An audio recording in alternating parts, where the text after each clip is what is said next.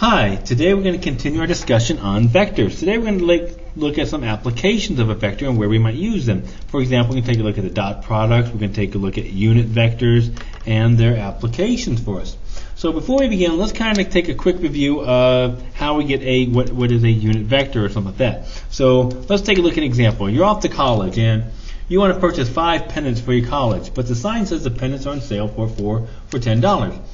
How would you figure out how to buy the 5 you want? Well, one way we can do this is to set up a ratio. Now this is really good for this problem. I know that $10 will give me 4 pennants. Well, I want to know the cost of 5 pennants, how much that will cost. So I can, using my ratio, I can cross multiply. We would get x equals, what is that? 50 over $4 total. So or $12.50. So it would cost us $12.50 for those pennants. Another method we can use, and this was the big one for us, is what's called the unit price. Of course, this is the cost per item, per pennant. You can use this to find the cost of the 5 pennants that you want. Note, this is the ratio of cost per item. So if I want to find the unit price, I would take that $10 divided by 4, or you get $2.50 per pennant. Right there. And then if I take that $2.50 multiplied by the 5 pennants I want, again, we get $12.50. Which is easier? It's really up to you. It's a personal choice, which is easier for you.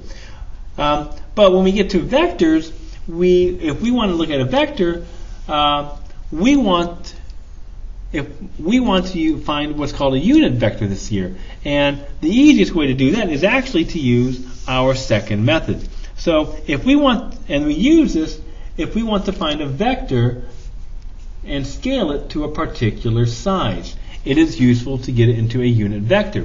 For example, this ratio is nice. It will solve for how much 5 pennants will be, but what if I want to find out for 7 pennants?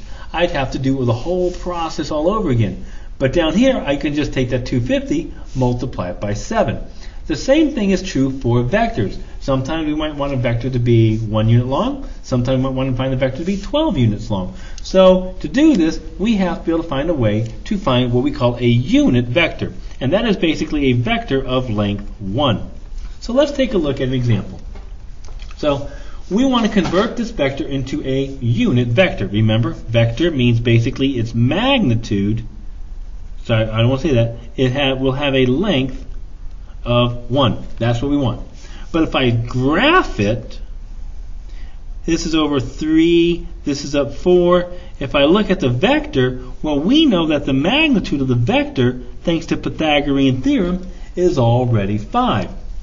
Right? We just use a Pythagorean theorem here.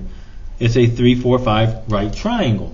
But I want this vector to be length 1. In other words, I want this vector only to have a length of 1. Same direction, but this time I only want to have a length of 1. So how do we do that? Well, very simple. We just take our vector v and we divide by its magnitude. Well, the magnitude is easy, right? That's just Pythagorean theorem, 9 plus 16, which is 5. The square root of that is 5.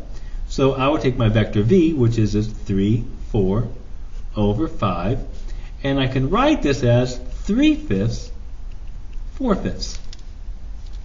I can easily check it to see if this is length 1 using this Pythagorean theorem. 3/5 squared would be 9 over 25, plus 4/5 squared would be 16 over 25. I do get root 25 over 25, which is 1. So this would be a unit vector. So that would be our unit vector right there.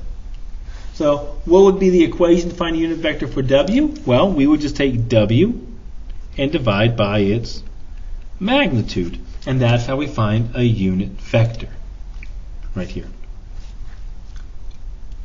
Now we're going to be taking a lot. Now there are 2 very special unit vectors. Okay? The 2 specials are I and J. I and j are two special unit vectors for us. Now, if you've done physics or some math classes, you've talked about this before. Given that the vector I is the unit vector along the horizontal, so if I think about my x and y axes, my I, if I go out 1 unit in the x horizontal, that is my I vector, vector I.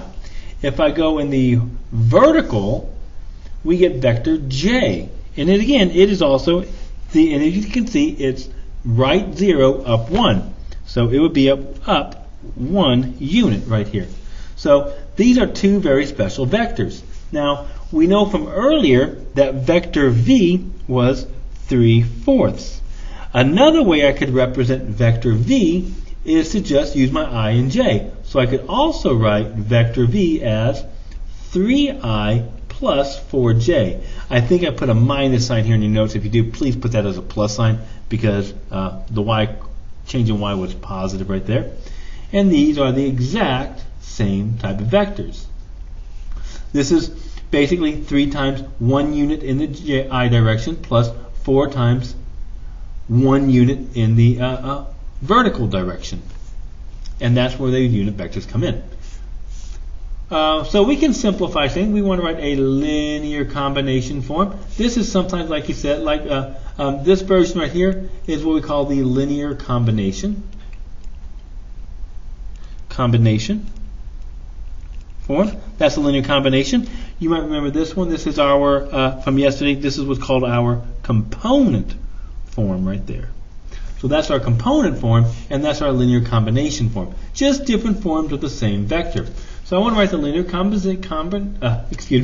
combination form for the following vector, 2v minus 4j in terms of I and j. So that's not too bad. I can just say, just using a little bit of algebra, 2, I know vector v, I want in terms of I and j, I'm not using this method right here, 3i plus 4j, because that's what v was equal to, minus 4j.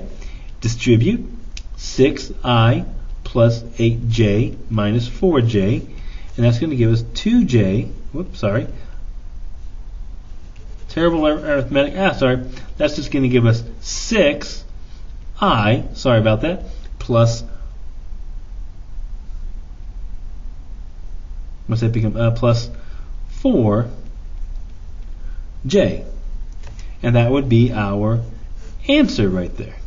So again, pretty easy to do. Okay, so that's basically just kind of a review of just what's called the linear combination of a vector.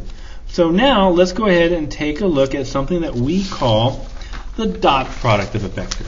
Now yesterday, you might recall, we learned that we can add vectors, we can subtract vectors, we can multiply vectors by a constant, but the one thing we didn't talk about yet is how we multiply two vectors together. Now there are actually two ways. This is only one of them. We'll talk about the next one later on. Okay, so this is how we the dot product is one way how we multiply two vectors. And this should be pretty easy. Most of you guys hopefully remember this. The dot product of a vector is going to give us a scalar. Okay, that's kind of very important for us. Okay, it's not going to give us direction. It's just going to give us a number. It's just a value. We're going to apply that value today. And here's the formula. If we have vector v as AB and vector w as CD, we just multiply like parts and add them together. That's all we're going to do. We're just going to multiply, and we put a little dot there. We just multiply like parts and add. That's all we do.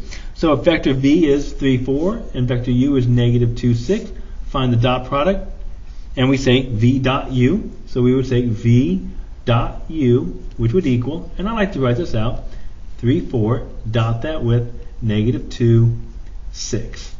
And if I multiply that out, 3 times negative 2 is negative 6. Then I'm going to add the 4 times the 6, which is 24. And of course, what do we get? We get 18. Now remember, this is a number. In other words, it's a scalar, not a vector. Now, later on, we're going to talk about what's called the cross product. that is how, when you multiply two vectors, that is when you get a vector, not a scalar. But that's later. All right, so let's go ahead and talk about the application of vectors, of the dot product. And one of the main applications is called angle between two vectors. Okay? The formula to find the angle between two vectors is derived from the law of cosines and of a triangle. And this is what it's going to be. Is cosine of theta is u dot v, and we divide by their magnitudes. The bottom is the product of the magnitudes of the two vectors. Before we start, one thing I want to tell you is direction is very important. Always draw these out. Okay? That's my suggestion. Direction is very important here. For example, vectors, you always want the vectors to either be heading away from each other to find the angle, or you want the vectors to be heading towards each other to find that angle. Okay? Now, this is what we want. If you have a condition where you have one vector going up and the other one going towards, like they're heading like this, like head to tail method, if I want to find this angle, I'm not going to be able to do that. And the reason for that is, remember, this vector is going to continue to go through. I'm actually finding this angle. I'm actually finding the supplement of the angle I want. I'm actually finding the supplement of the angle. So to get this angle, I would have, say, 180 minus that supplement. Okay? So you'd actually, so if you have something where you have angles heading in one heading like the head to tail, I guess, method, you would have to, this is our theta we would find. We wouldn't be finding the right angle there. We'll talk more about that later. I might put in another video on that, okay? All right, so we're going to go and pause this video here for right now, stop it here, and go to video number 2, and we'll take a look at this example here, okay? See you then.